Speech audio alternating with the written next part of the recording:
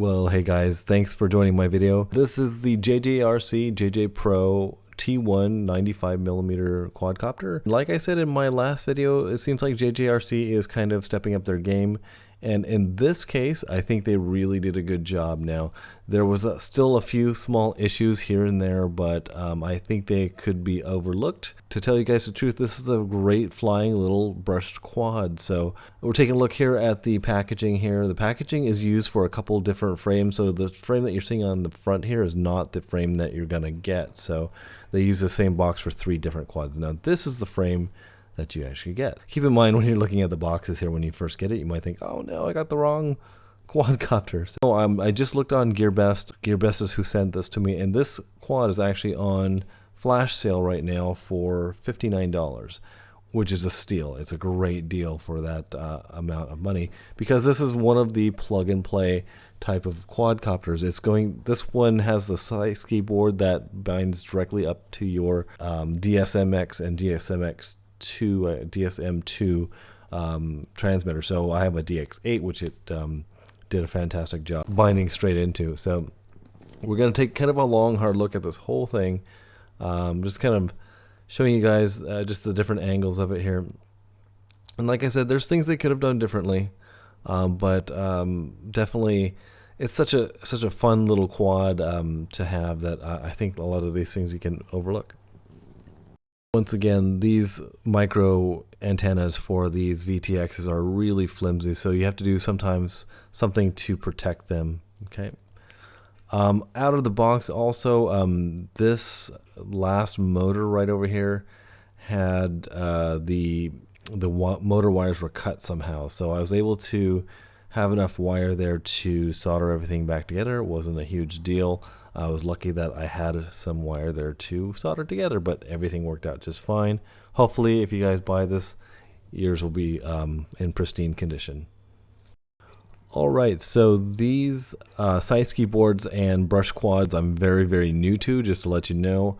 But I felt like the padding that's underneath this board was quite wobbly. Like if you just pulled on the battery lead, it would change the angle of the board, which is not something you want when you're flying. So I actually took a couple little dabs of hot glue and just helped to stabilize the board there. Now, one thing that I'm going to do to this quad is I'm going to separate the camera from the VTX. Albert Kim's channel has a great video on how to do this. I'm probably going to run the VTX out the back of the quad so that it's not sticking straight up and so it can get damaged very easily. I'll put a link in the description below on how Albert Kim did that, and it's a fantastic little mod that you can do, but it'll allow you to get some camera tilt in there and preserve your antenna.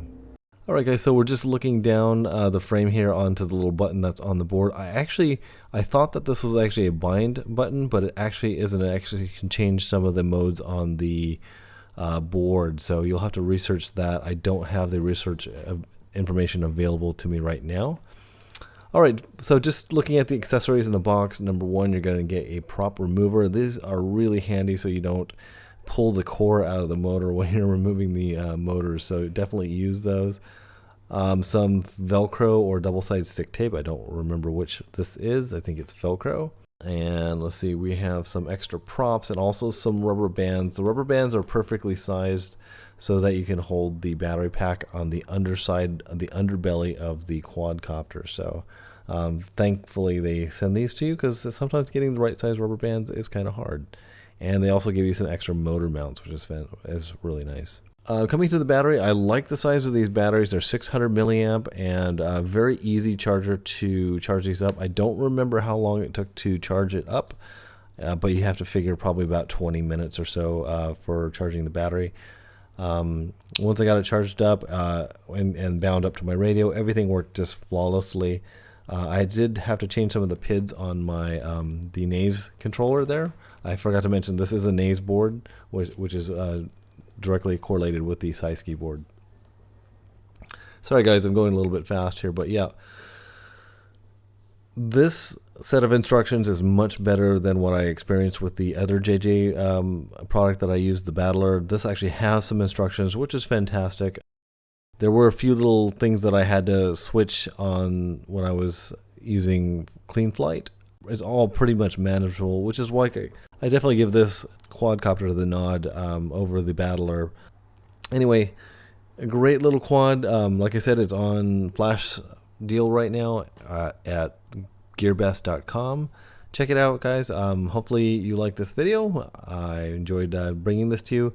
I should have some flight videos coming up very soon. I have been flying it and testing it, and it's a robust little quadcopter, and I really like it. So thanks, guys. We'll see you soon.